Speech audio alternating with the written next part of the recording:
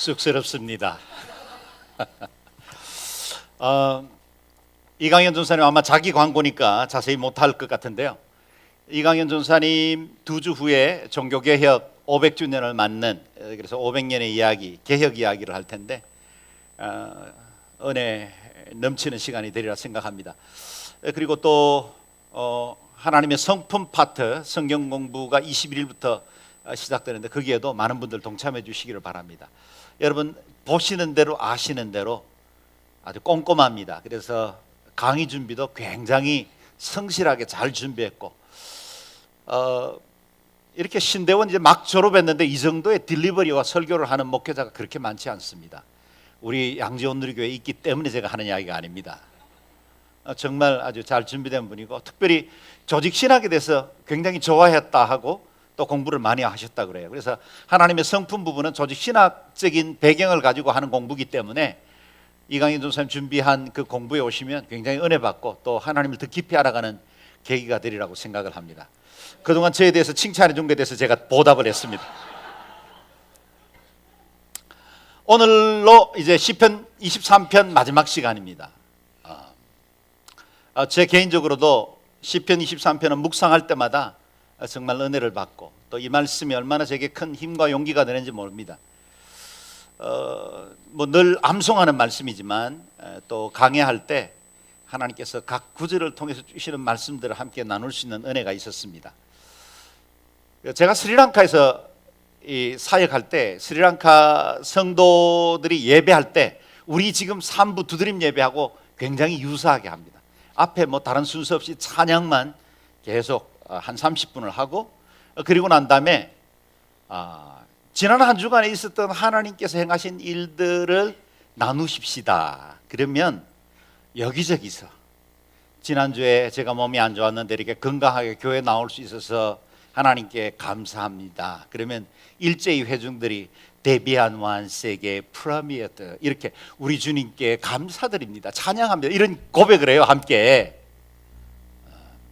그래서 우리 예배에는 좀 익숙치 않지만 23편 뭐 우리 중에는 뭐 오늘 처음 오신 분도 없지는 않을 것 같습니다만은 그러나 23편 묵상하면서 저는 이 부분이 참 은혜되었습니다. 제가 이 구절을 강해할 때 제게는 제 삶에 꼭 적용해 주신 하나님의 메시지인 것 같습니다. 그런 여러분의 감정이 있다면 제 설교보다 여러분이 한번 나눠보시면 어떨까 싶습니다. 자원을 하셔야 되겠죠. 그래서 자원해서 생각할 때까지 몇 분만 제가 지적을 합니다. 서인택 장로님 서인택 장로님 잠깐 뭐 한 절 정도만 내가 이런 부분에 은혜 받았습니다. 뭐 은혜 못 받았다 뭐 그러면 할 수 없지만 은혜 받았거든 나눠주시면 좋겠습니다. 네, 마이크 준비되어 있습니다. 마이크. 예, 지명해 주셔서 감사합니다. 주님께 영광을 돌립니다. 저는 지난주에 내 잔이 넘치나이다 그 파티에서 5절에서 시편 항상 부족하다고 생각을 했는데 지난주 목사님 말씀 통해서 세 가지의 포도주를 비유하셨잖아요. 사랑의 포도주, 기쁨의 포도주, 그다음에 소망의 포도주. 이렇게 풍성하게 항상 삶 하루하루가 넘치는 삶을 살았음에도 불구하고 항상 부족하고 뭔가 채워지지 않은 것 같은 그런 마음이었었거든요. 그래서 지난주에 그 말씀을 통해서 다시 한번 저를 뒤집어 보는, 그래서 이 넘치는 거를 그냥 흘려 버리는 게 아니라 흘려서 다른 곳으로 또 이걸 넘치도록 보내야 되겠다라는 그러한 다짐을 해보는 시간이었습니다. 감사합니다. 네, 감사합니다. 이럴 때는 박수 치시는 거예요. 네. 김종열 집사님.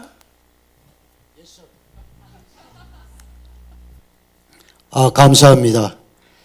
이 마이크가 제가 교회에 온 후로 한 30년 되는데 처음 받는 것 같습니다. 하나님께 영광을 드리겠습니다. 저는 23편 4절. 사실 저는 사망의 골짜기를 갔다 온 것 같아요. 치장암 수술도 했고 그래서 하여튼 23편은 구구절절 난 눈물도 많이 흘렸습니다. 특히 우리 성도님들한테 너무 감사드리고요. 그동안 부모한테 받지 못했던 그 사랑을 우리 성도님들한테 너무나 많이 받고, 특히 우리 희락 삼순 순원들한테 사랑을 너무 많이 받아서 사망의 골짜기를 벗어나온 것 같습니다. 감사합니다. 아멘. 희락 삼순의 곽은미 성도님, 네. 여기 마이크 좀. 네. 도대체 어떻게 섬겼길래 우리 순장님이 이렇게 은혜를 받는지.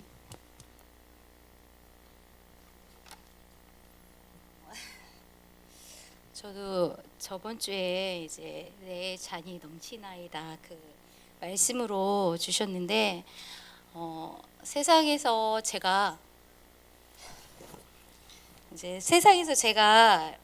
채울 수 없는 잔을 말씀으로 이렇게 채워주시고 또 그 소망, 사랑, 기쁨의 포도주로 채워주셔서 항상 교회를 통해서 오늘도 그렇지만 감사하다는 생각을 들고요. 또 그 받은 그 은혜의 기쁨을 넘치는 포도주를 통해서 다른 사람에게 이렇게 흘려 보내야 되겠다는 생각을 많이 했습니다. 그리고 그게 첫 번째가 이제 순장님을 통해서 이제 순원들도 그렇고 기도하고 기쁨으로 넘쳐서 첫 번째로 가지 않았나 그렇게 생각이 듭니다. 감사합니다. 네. 강진 집사님, 뒤에 마이크 갑니다. 네. 저는 아직 부족한 것이 많아서 뭐 묵상하지는 못했습니다만, 저희 집 문패가 하나님 나라라고 이렇게 저희 집사람이 표시해놨습니다. 항상 사랑에 넘치고 긍휼하심 넘치는 나라가 우리 하나님 나라가 아닌가 생각합니다. 우리 양기 오늘 이렇게 와서 기쁨이 넘치고 행복한 시간을 보내고 있습니다. 감사합니다. 자, 이제 손을 들어 표해 보실까요? 제가 아무래도 이북은 나눠야 될 것 같습니다. 네. 박 집사님 진짜 좋아요. 예, 이렇게 손을 들어 주셔야 됩니다. 예, 죄송합니다. 아무도 손을 안 들어서 제가 들었습니다. 네, 참 저는 예, 오늘도 이렇게 2부 예배 나와가지고 이렇게 찬송하는 모습, 우리 본당에서 찬송하는 모습 이렇게 보면서 야, 이게 천국이구나. 오늘 사실 처음 그걸 느꼈어요. 그래서 우리 그 성가대에서 이렇게 찬송하는 모습 같이 따라 부르면서 보면서 야, 참 너무 아름답고 좋구나. 그래서 이런 그 은혜를 받으면서 주일날 이렇게 나와서 같이 있으면은 제 영혼이 정말 깨끗해지는 것 같습니다. 그래서 너무 좋습니다. 그래서 이것이 은혜가 아니겠는가 이런 생각을 해봅니다. 그리고 저는 그동안에 많은 참 교만하게 살아왔습니다. 그렇지만 지금 이렇게 참 주일날 이렇게 교회 나오고 또 금요일날 순모임을 통해서 제가 참 깨끗해지고 있다 이런 마음을 갖게 됩니다. 그리고 항상 설레인 마음으로 이렇게 살게 됩니다. 그래서 이 모든 것들이 하나님 축복이 아니고 또 은혜가 아니겠는가 이런 생각을 해봅니다. 그래서 항상 그 떨리는 마음으로 또 설레이는 마음으로 이렇게 살고 있습니다. 감사합니다. 네, 감사합니다. 아마 모르긴 몰라도 313년 기독교가 공인받고 지상으로 올라오기 전에 예배는 거의 이랬을 거예요. 시와 찬미와 신령한 노래로 서로 화답하라 그랬거든요.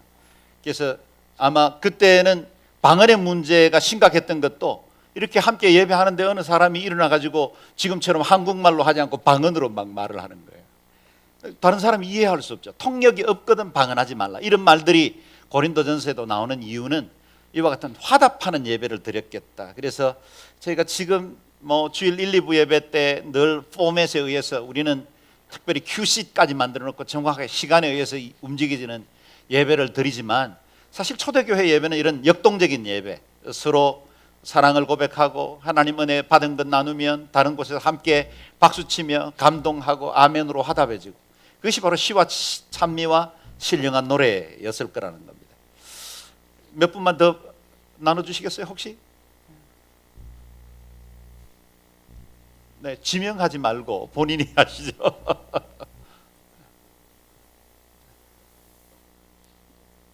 네, 말씀 안 하시면 지명으로 가는데. 신청민 집사님, 마이크가 가장 가까워서 제가 말씀드린 거예요. 저는 두 주는 불참을 했고요. 9월 17일 날 어려운 길로 인도하시면서 제가 캐션 받거리 해놓은 게 있네요. 다윗은 바꿀 수 없는 것을 받아들였다는 데서 그리스도 안에 새로운 역사를 써야 한다는 데서 저도 그 어떤 상황에서 제가 그 할 때는 받아들일 때 참 은혜가 되더라고요. 그리고 제가 마지막에 해놓은 거는요.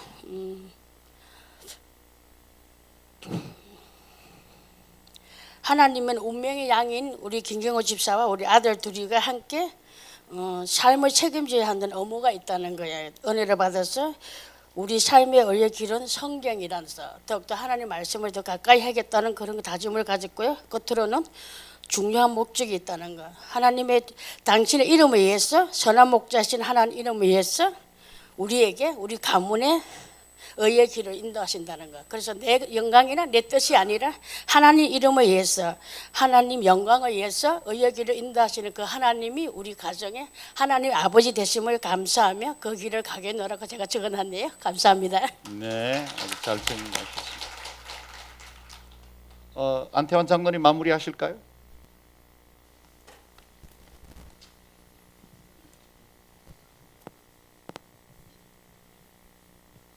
저는 살아오면서 3분의 2 동안 여호와가 나의 목자가 아니라 내가 나의 목자로 살았거든요. 그래서 지금 3분의 1 정도는 여호와는 나의 목자시라 생각하고 사는데, 아직도 많은 시간, 많은 상황을 내가 내 주인으로 사는 것 같아서 빨리 벗어버려야 되지 않나 싶은, 그 여호와가 나의 목자신 걸 인정하면서부터 우리가 신앙생활을 하는데 자꾸 내가 나의 주인으로 착각하고 살 때가 너무나 많은 것 같아서 빨리빨리 벗어버려야겠다, 그런 말씀이 생각나네요. 네, 고맙습니다. 오늘 마지막 절을 묵상하기 때문에 지금까지 강해해왔던 한 절 한 절씩 주요 요절들을 다시 돌아보는 시간을 가지면 좋겠다 싶습니다. 먼저 1절을 함께 읽어보겠습니다. 시작. 여호와는 나의 목자시니 내게 부족한 것이 없습니다. 아멘. 안 장로님 고백한 대로 여호와를 나의 목자라고 부를 수 있는 사람들은 얼마나 행복하냐는 거예요. 우리는 들개가 아닙니다. 우리 스스로 생존해야만 하는 야생동물 세계로 던져진 것이 아니에요. 우리는 목자의 보호 아래에 있습니다. 그래서 목자 대신 주님이라고 고백하는 사람들에게는 4가지의 목자에 다가오는 얼굴들이 있었다 그랬습니다. 우리 주님은 공급자이십니다. 필요들을 채우시고 보호자이십니다. 인도자이십니다. 치유자이십니다. 제가 각 우리 주님에 대해서 선포할 때마다 여러분은 아멘이라고 답하시면서 여러분의 주신 말씀으로 누리실 수 있기를 바랍니다. 목자 되신 우리 하나님은 우리의 모든 필요를 채우시는 공급자가 되십니다. 아멘. 하나님은 우리의 삶이 다할 때까지 능력의 팔로 붙드시고 인도해 주시는 보호자 되십니다. 아멘. 우리 삶의 모든 미래를 이끄시는 하나님, 그분은 우리의 인도자이십니다. 하나님은 우리의 연약한 몸과 마음을 고쳐주실 치유자가 되십니다. 아멘. 이 목자의 4가지의 역할, 그것들을 늘 나의 주님으로 모시고 섬길 수 있기를 바랍니다. 그런 사람들에게 주어지는 고백이 무엇입니까? 내가 부족함이 없으리로다 하는 겁니다. 2절 말씀 읽어볼까요? 시작. 그분이 나를 푸른 목장에 눕히시고 잔잔한 물가로 인도하십니다. 아멘. 우리 주님이 우리를 이끄시는 그 길은 때로 사망의 음침한 골짜기처럼 보이더라도 두려워하지 말고 따라가면 됩니다. 그게 믿음이지요. 내가 예수 믿고 신앙생활 잘해보려고 하는데도 여전히 내 상황이 풀리지 않고 여러 가지 힘든 어려운 일들이 주어지더라도 목자가 내 곁에 있다는 확신만 있거든 두려워하지 말라. 왜냐하면 그분은 우리를 푸른 목장과 잔잔한 물가로 인도해 내시고야 마는 분이시지요. 다윗의 생애를 보면 결코 그가 살아왔던 모든 날들이 푸른 초장 그리고 잔잔한 시냇가에서 아무런 염려나 두려움 없이 살아왔던 그런 인생은 아니었습니다. 그럼에도 불구하고 그는 그의 삶의 목자 되시는 하나님께서 끝끝내 풍성하고 아름다운 삶으로 열매 맺게 할 것이라는 사실을 믿음으로 고백한 것입니다. 3절 읽어보겠습니다. 내 영혼을 회복시키시고 당신의 이름을 위해 의로운 길로 인도하십니다. 아멘. 하나님은 우리에게 두 가지 일을 행하신다 그랬습니다. 첫 번째는 우리의 영혼을 소생시키시고 두 번째는 우리를 의의 길로 이끄신다. 목자 되신 주님은 우리의 영혼, 네페시라는 말은 단순히 soul, 영혼이라는 의미보다 더 광범위한 단어다 그랬습니다. 몸, 열정, 우리의 에너지 그리고 우리의 전 존재가 곧 네페시다 그렇게 표현되었습니다. 그래서 주님은 우리를 전인적으로 회복시키시고 그 회복시키신 그 주님이 우리를 이끌어 가시는 그 길은 의의 길이다. 그래서 하나님은 우리의 행복을 위해서 자신의 이름을 거셨습니다. 자기의 이름을 위하여 우리를 의의 길로 인도하시는 거다. 만약에 우리의 도덕적인 이 능력이나 아니면 우리의 윤리적인 정도를 따라서 하나님이 의의 길로 인도하신다면 아마 우리는 금세 버림받아도 마땅할 존재들이죠. 쉽게 주님 배반하고 내 정욕과 세상의 즐거움 따라 살아가는 일에 익숙한 저희들입니다. 그런데 주님께서 나를 이끌어 가시는 의의 길로 인도해 주시는 근거가 우리 자신에게 있지 않고 누구요? 하나님의 이름이다. 그래서 그 이름을 걸고 우리를 복된 길로 이끌어 주신다는 겁니다. 이 백성은 내가 나를 위하여 지었나니 나의 찬송을 부르게 하려 함이라. 우리에게 깊이 있고 찬송을 부르게 하시는 하나님, 그 주님이 우리의 의무적인 예배가 아니라 형식적인 찬양이 아니라 우리의 심령 깊은 곳으로부터 터져나오는 찬양으로 고백하게 해주신다는 것입니다. 4절을 같이 읽어볼까요? 시작. 내가 죽음의 그림자가 드리운 골짜기를 지날 때라도 악한 것을 두려워하지 않는 이유는 주께서 나와 함께 계시기 때문입니다. 주의 지팡이와 막대기가 나를 지키시고 보호하십니다. 아멘. 사망의 음침한 골짜기, 그것은 사망의 그림자가 드리운 골짜기다 그랬습니다. 사망 자체가 아닙니다. 그림자일 뿐입니다. 사람은 누구나 엄습하는 그 그림자, 그 어둠에 대해서 두려워합니다. 위기 앞에 낙담하지 않는 사람은 아무도 없죠. 그러나 우리가 지금 걸어가고 있는 그 길에 놓쳐서는 안 될 아주 중요한 메시지가 있다면 그것은 주께서 나와 함께 하심이라. 저를 따라서 한번 고백해 보시겠습니까? 주께서 나와 함께 하심이라. 여러분 어디에 있든지 어떤 상황에 있든지 이 사실을 잊어버리지 마십시오. 주님께서 우리와 함께 하십니다. 그 주님이 우리와 함께 하신다면 우리를 결코 사망의 골짜기에다가 두려고 이끌어내진 않는다는 거예요. 광야에 두시려고 하나님이 애굽의 종살에서 이끌어낸 게 아닙니다. 그것은 다 과정입니다. 우리의 인생이 때로는 광야 같고 여러 가지 힘든 시간, 그 그림자에 엄습되는 두려움 때문에 우리 자신이 눌린다 할지라도 두려워하지 않을 이유가 있다면 주님이 우리와 함께 하시기 때문입니다. 5절 지난주일에 묵상한 말씀이죠. 읽어보겠습니다. 주께서 내 적들 앞에서 내게 상을 베푸시고 내 머리에로 기름을 부으셨으니 내 잔이 넘칩니다. 아멘. 어떤 어려운 일을 만날지라도 주께서 원수의 목전에서 베푸실 잔치상, 그걸 기억하십시오.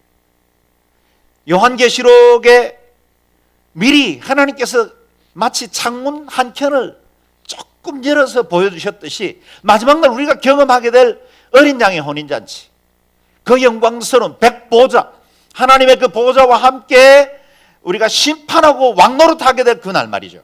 약간 보여주셨는데 그날의 그 영광, 그 영광이 마지막 날 원수들의 목전에서 베풀 잔치상이 됩니다. 나를 고통 가운데 밀어넣고 주인 행세하던 원수가 보는 목전에서 영광의 잔치를 맞이하게 될 것입니다. 그래서 목자를 따르는 모든 인생의 결론은 내 잔이 넘치나이다. 이런 고백이 매일 매순간 저와 여러분의 삶에 함께 하시기를 바랍니다. 오늘 마지막 6절을 함께 읽겠습니다. 시작. 내 평생의 선하심과 한결같은 사랑이 진실로 나와 함께 하실 것이니 내가 여호와의 집에서 영원히 살 것입니다. 아멘. 가능하면 시편 23편은 다 암송해 보시면 좋겠어요. 어떤 위험, 어떤 상황을 만날지라도 이 말씀을 곱씹고 곱씹으면 그 말씀이 우리에게 힘과 능력이 됩니다. 최경주 집사님 이 골프 시합에 나가면 그야말로 한 코스에서 다음 코스까지 내가 이 볼을 때리고 난 다음에 그 다음에 그 볼을 향해 찾아가는 그 길이 일반 사람들은 상상도 못할 만큼 두렵대요. 그 다음 코스로 지나가는 그 걸어가는 길이 너무 많은 생각들과 두려움으로 엄습하기 때문에 최경주 집사님은 늘 코스를 이동할 때마다 자신이 암송한 몇 개의 구절의 말씀들을 계속해서 반복한다는 거예요. 여러분, 우리가 우리의 삶에도 때로 골프공 치고 그 다음 코스를 따라 이동하는 것처럼 두렵기도 하고 다음에 어떤 일이 벌어질까? 내가 제대로 해낼 건가? 내가 지금 하고 있는 이 일들이 지금 방향은 정확한 건가? 두려울 때가 많죠.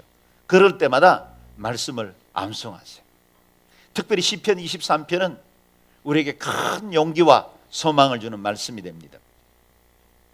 만약 다 암송 못하겠거든 6절 말씀부터 암송을 시작하십시오. 같이 한번 읽어볼까요? 시작. 내 평생의 선하심과 인자하심이 반드시 나를 따르리니 내가 여호와의 집에 영원히 살리로다. 아멘. 다윗의 이 고백이 저와 여러분의 고백이 되시기를 축원합니다. 다윗은 자신의 삶에 하나님의 선하심과 인자하심이 평생토록 함께 따를 것이라고 고백하고 있습니다. 영어에는 대화하다가 어떤 사실에 대해서 분명히 강조할 때 sure 그래요. sure. 근데 영어 킹 제임스 버전에는 이 본문을 이렇게 해석합니다. surely 반드시 goodness and mercy shall follow me.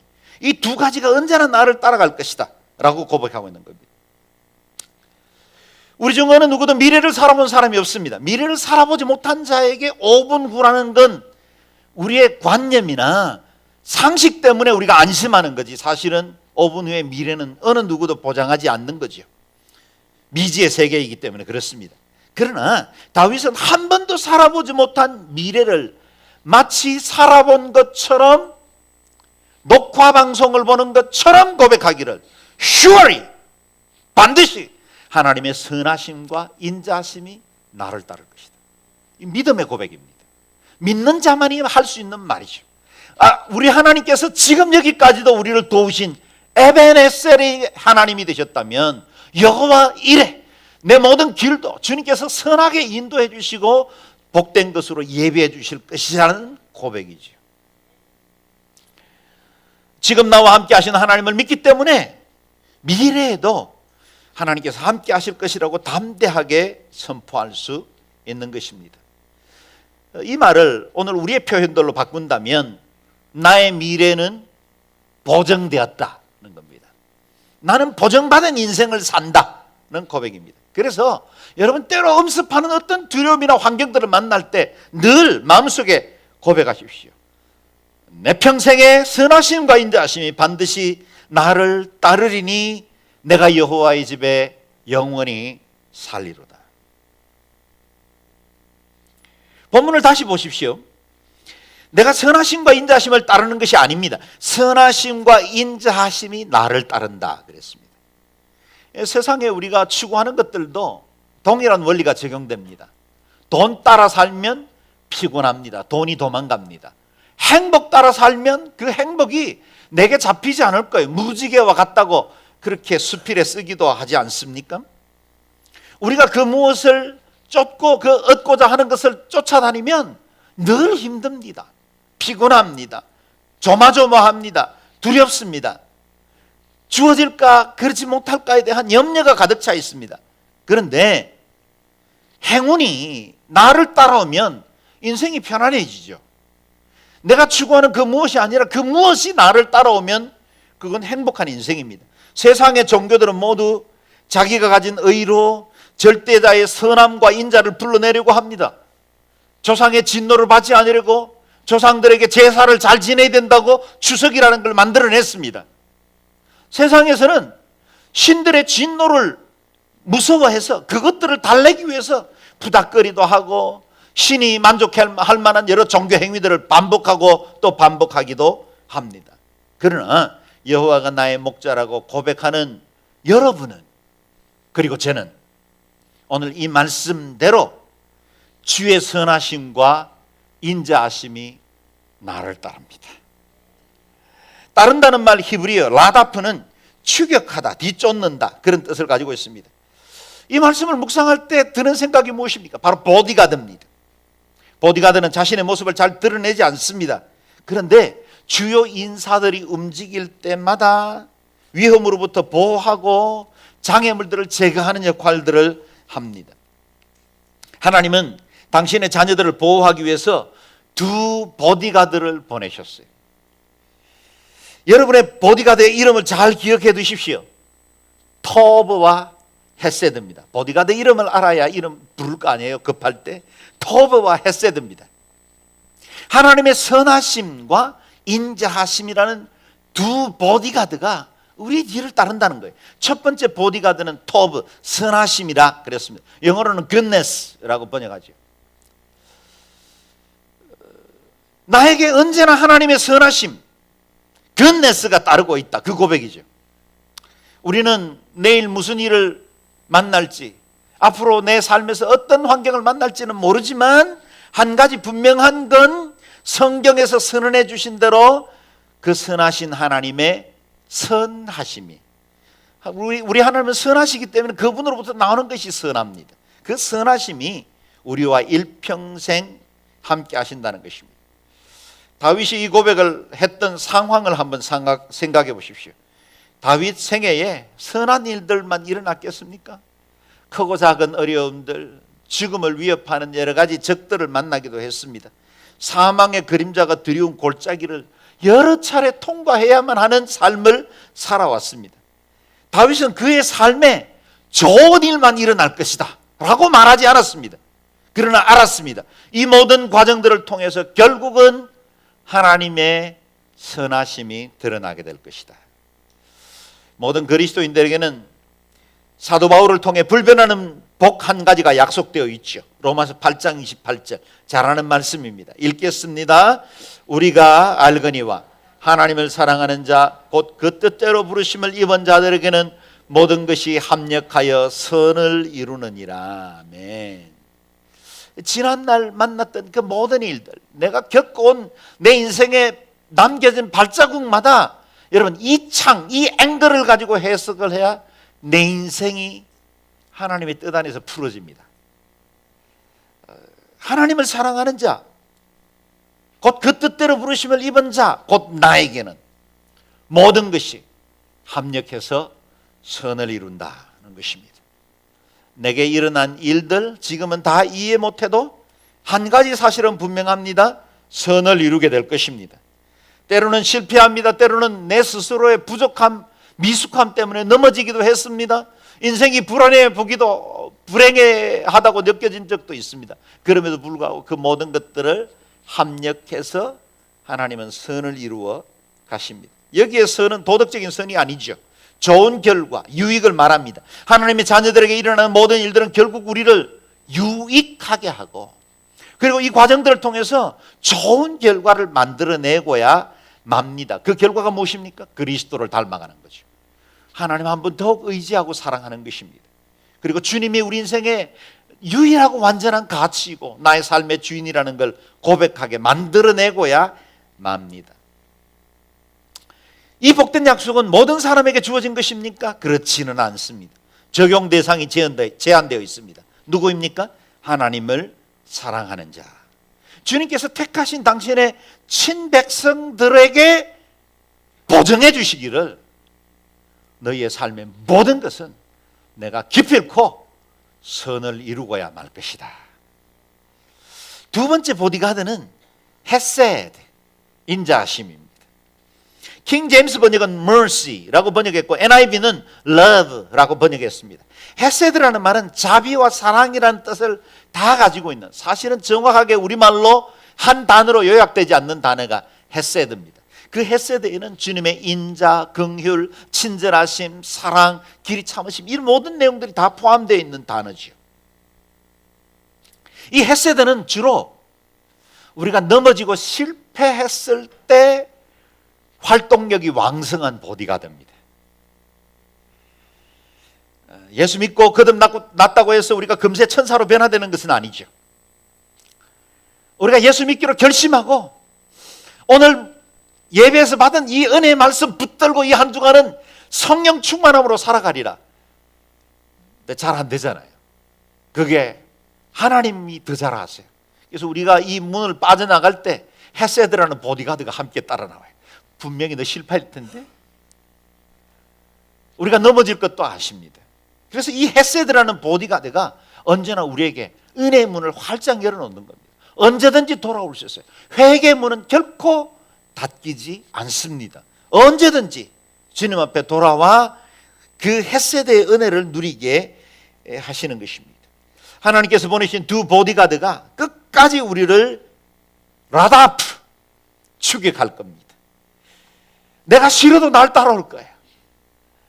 내가 도망가려고 해도 하나님은 거기 거하십니다. 내가 새벽 날개를 펴고 하늘 저편에 나라가 앉을지라도 거기 주님이 계신다 하셨습니다. 어디로 가든지 무엇을 하든지 하나님의 두 보디가드가 우리를 따라가는 줄로 믿습니다. 내 평생에, 언제까지요? 내 평생에, all the days of my life. 내일은 한글날인데 제가 자꾸 영어를 씁니다. 우리 인생의 모든 날 동안 어느 날도 제외 없이 all the days of my life, 모든 삶의 날들에 주님이 함께 하실 것이다 그랬습니다. 어제도 함께 하셨고 오늘 우리와 함께 하십니다. 내일도 선하심과 인자하심이 우리와 함께 하실 것입니다. 하나님께서 불변하시는 그 사랑, 그에 의해서 주어진 두 보디가드이기 때문에 두 보디가드도 불변합니다. 아무도 말 않는 날에 우리 하나님은 말씀하십니다. 아무도 찾는 이 없는 날에 우리 주님이 함께 하십니다. 행복에 겨워서 기쁨으로 몸을 뜨는 날에도 함께 하시지만 두려움으로 기어들어 내 인생이 실패라고 생각하던 그 시간에도 우리 하나님은 함께 하십니다. 어느 하루도 제외되지 않습니다. 우리나라에는 그런 간판들이 많지 않지만 미국에는 24 hours and 7 days, 그러면 365일 계속 오픈하는 그런 샵들을 그렇게 부릅니다. 우리 하나님이 그렇습니다. 24 hours and 7 days, 그 어느 날도 예외 없이 우리 하나님 우리와 함께 하실 줄로 믿습니다. 히브리서 4장 15절 16절 말씀 함께 읽겠습니다. 시작. 우리에게 있는 대제사장은 우리의 연약함을 동정하지 못하실 이가 아니요 모든 일에 우리와 똑같이 시험을 받으신 이로되 죄는 없으시니라. 그러므로 우리는 긍휼하심을 받고 때를 따라 돕는 은혜를 얻기 위하여 은혜의 보좌 앞에 담대히 나아갈 것이니라. 아멘. 때를 따라 돕는 은혜를 주시겠다 그랬어요. 때를 따라, 위험할 때, 슬플 때, 힘겨울 때, 두려울 때, 기쁠 때, 즐거울 때, 편안할 때, 그 어느 때이든지 간에 그 때를 따라 적합한 은혜를 부어주십니다. 더구나 우리 주님은 33년이라는 시간, 저와 여러분이 입고 있는 똑같은 육체를 입고 이 땅을 살다 가셨어요. 여러분, 우리 주님이 입은 그 몸은 동정에 의해서 태어났기 때문에 우리의 몸과 다른, 그래서 죄도 유혹도 없는 전혀 세상과는 상관없는 특별한 몸이었을까요? 그렇지 않습니다.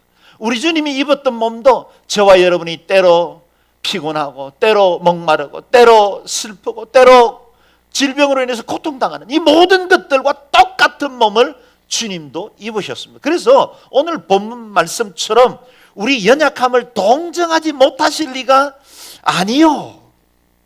주님은 우리의 그 모든 것들을 다 체휼하신 분이십니다. 내가 아파하면 주님도 아파하십니다. 내가 외로울 때 우리 주님도 그 외로움을 느껴보셨어요. 내가 슬플 때 우리 주님도 때로 슬퍼 눈물을 흘리셨던 분입니다. 내가 피곤할 때 우리 주님도 배에 고무를 메고 누워 주무시기도 하셨어요. 때로는 거룩한 분노를 일으키기도 하신 분이십니다. 우리 주님은 저와 여러분이 입고 있는 육체와 똑같은 몸을 입고 33년을 우리가 걷던 그 지구 한 켠을 함께 걸었기 때문에 저와 여러분이 삶 속에서 경험하는 모든 아픔을 다 이해하고 계신다는 것입니다. 우리의 희노애락의 감정뿐만 아니라 광야의 시험 중에 그 유혹 앞에 서 보기도 하셨습니다. 우리가 어디에서 쉽게 넘어지는지, 무엇이 우리의 아킬레스건인지 우리 하나님은 잘 아세요. 그 주님이 저와 여러분에게 헤세드, 긍휼을 받게 하셨습니다. 우리 마음에 때로 부정적인 생각이 스치는 것까지는 어쩔 수 없지만 그것이 우리 인생에 머물러 있지 못하게 해야 합니다. 사람이기 때문에 불안과 염려, 두려움에 휩쓸릴 때도 있지만 그것이 내 마음을 지배하지 못하도록 거절해야 합니다. 우리의 마음은 진공 상태가 아니기 때문에 무엇인가로 채워져 있을 텐데 때로 염려와 두려움이 마치 앞이 보이지 않는 안개처럼 내 인생을 둘러싸고 있을 때 은혜의 빛을 담대하게 구하며 하나님의 선하심과 인자하심이 나를 붙든다는 사실을 고백함으로 이 모든 것들을 이겨낼 수 있기를 바랍니다. 두려움이 몰려올 때 다윗이 선포했던 이 고백을 입술로 외치십시오. 함께 고백합니다. 주의 선하심과 한결같은 사랑이 나와 함께 하신다. 아멘. 기독교 서점가에서 오랫동안 베스트셀러 지위를 지켰던 조엘 오스틴의 긍정의 힘이라는 책 여러분 아실 겁니다. 읽어보신 분들도 많으리라 생각합니다. 조엘 오스틴에 대해서는 우리 한국 교단 안에서도 굉장히 다양한 반응들이 있습니다. 특별히 그의 신학적인 생각들, 관점이 너무 인본적이다. 그래서 비판하는 분들의 글들도 많이 있는 것도 사실입니다. 그러나 그의 책에서 나눈 어머니 도디 오스틴의 치유 과정은 눈여겨볼 필요가 있습니다. 도디 오스틴은 매사에 적극적이고 활동적인 여성이었습니다. 그러다가 몸이 아파서 병원에서 진찰을 받았더니 간암 말기라는 진단이 떨어졌습니다. 의사들은 몇 개월 혹은 몇 주밖에 살 수 없다는 시한부적 인생이라는 통보를 합니다. 그런데 그녀는 그 속에 살아계신 하나님의 능력을 믿었습니다. 그리고 죽지 않고 하나님의 영광을 드러낼 도구가 될 것이라는 사실을 선언하고 그것을 믿음으로 받아들이기 시작했습니다. 시편 118편 17절 말씀과 같죠. 내가 죽지 않고 살아서 하나님의 행사를 선포하리로다. 내가 죽지 않고 살아서 하나님의 행사를 선포하리로다. 현실적으로 병은 그대로 있었습니다. 간암 말기입니다. 사람이 어떻게 치료해 볼 수 없는 상태까지 이르렀습니다. 그런데 도디는 이 말씀을 그대로 자신의 고백으로 받아들이기 시작한 거예요. 자기 최면입니까? 단순히 긍정적으로 계속해서 말하면 우리 안에 있는 어떤 에너지가 병을 이기도록 그렇게 만듭니까? 그래서 문제가 해결된 겁니까? 그렇지 않습니다. 믿음의 선포는 능력을 불러일으킵니다. 도디는 믿음으로 선포하기 시작했고 믿음으로 내 영적 능력을 하나님 앞에 올려드리기로 결정한 겁니다. 그리고 그가 선언한 그대로 죽지 않았습니다. 살아서 하나님의 영광을 드러냈습니다. 지금도 활동합니다. 믿음으로 내 안에 있는 어떤 어려움과 어두움의 것들을 물리치기로 결정하면, 말씀이 내 삶을 붙들도록 내 자신을 내어 맡기면 그때부터 그 말씀이 내 속에서 작동하기 시작합니다. 시편 108편 6절은 이렇게 찬양하고 있죠. 여호와는 내 편이시라. 내가 두려워하지 아니하리니 사람이 내게 어찌할까. 여호와는 내 편이시라. 주님이 내 편이십니다. 우리 주님이 나와 함께 하십니다. 주님이 나와 함께 하신다면 그 다음에 이어지는 말씀, 내가 두려워할 것이 없습니다. 사람이 어떻게 하겠습니까? 세상이 나를 어떻게 넘어뜨리겠습니까? 그 누가 나에게 내 인생은 망했다고 말할 수 있겠습니까? 어떤 질병이 나를 죽음으로 내몰 수 있겠습니까? 하나님의 그 거룩하신 능력을 붙들기 시작하면 그때부터 하나님이 일하시기 시작합니다. 우리 하나님은 저의 편입니다. 여러분의 편이십니다. 우리의 삶은 복될 것입니다. 잘 될 것입니다. 왜요? 하나님의 은혜의 약속의 말씀이 우리에게 주어져 있기 때문입니다. 마지막으로 다윗의 고백과 같은 믿음의 결단을 우리도 할 수 있기를 바랍니다. 내가 여호와의 집에서 영원히 살 것입니다.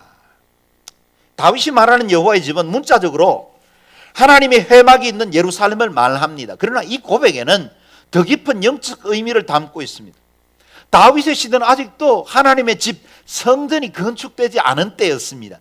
겨우 오베데돔의 집에 있다가 그의 다윗성으로 옮겨진 낡은 텐트였을 거예요. 왜냐하면 이전에 이미 회막 시대 때 광야에서부터 오랫동안, 광야 시대가 BC 1400년이고 다윗의 시대는 BC 1000년의 시대니까 400년이 된 낡은 텐트였어요.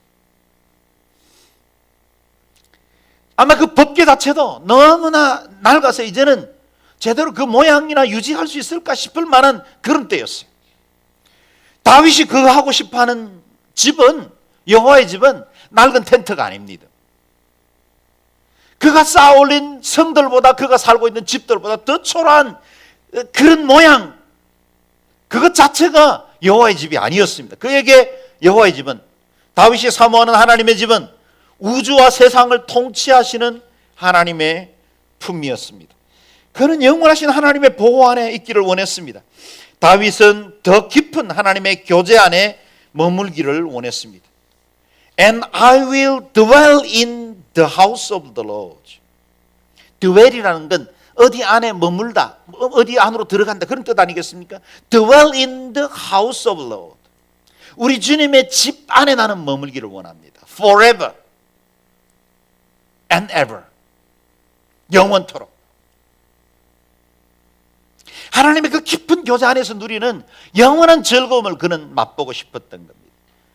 우리 하나님의 품이 완전한 피난처입니다. 하나님의 품에서만 진정한 평안을 누릴 수 있습니다. 사랑하는 여러분, 이 땅에 사는 동안 날마다 주님의 영원한 집 안에 거할 수 있기를 바랍니다. 시편 84편 10절에서 11절 말씀 같이 읽어보면 좋겠습니다. 오늘 예배 첫 시간에 읽었던 말씀이기도 합니다. 고라자손의 고백이죠. 시작. 주의 궁정에서의 한날이 다른 곳에서의 첫날보다 나은즉 악인의 장막에 사는 것보다 내 하나님의 성전 문지기로 있는 것이 좋사오니 여호와 하나님은 해요 방패시라. 여호와께서 은혜와 영화를 주시며 정직하게 행하는 자에게 좋은 것을 아끼지 아니하실 것임이니이다. 아멘. 고라자손은 사모하기를 세상에 있는 그 어떤 궁정보다 여호와의 집에 거하는 것이 좋습니다. 그 전에 문지기로 있어도 좋습니다. 그런 고백입니다. 세상에 누릴 수 있는 그 어떤 편안하고 안락한 주택이나 우리 삶의 환경보다 나는 주님의 품 안에 있는 것이 좋습니다. 그 고백이 저와 여러분의 진실된 고백이 될 수 있기를 바랍니다.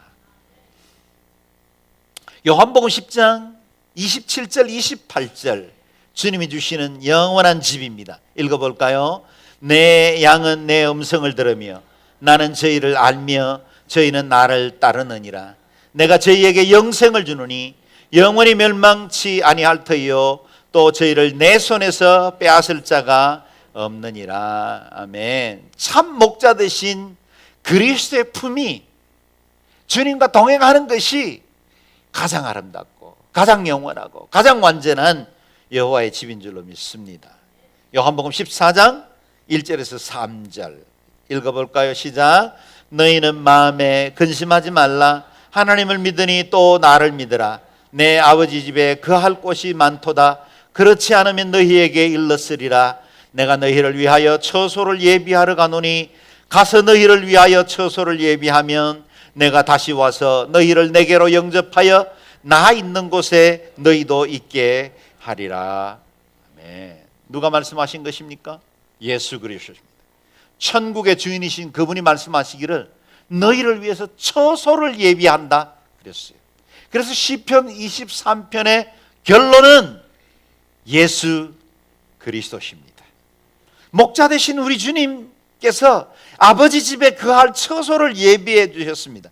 우리는 주님의 이름으로 그 나라의 영광스러운 시민으로 살게 되었습니다. 선하신 목자와 동행하기만 하면 여기서부터 시작된 그 은혜의 길이 영원한 하나님의 그 품에까지 계속해서 이어지게 될 것입니다.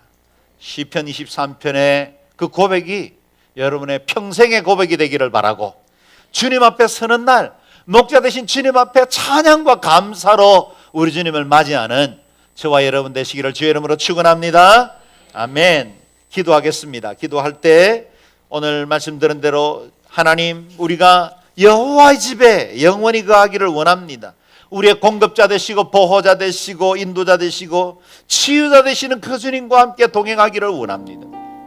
주님이 토보와 헤세드 두 보디가드를 우리에게 보내시고 일평생 우리와 함께 하신다고 말씀하시오니 그 주님과 함께 살아가는 저희들 되게 도와주옵소서. 함께 우리 자신의 고백과 믿음의 결단을 따라 통성으로 기도하겠습니다.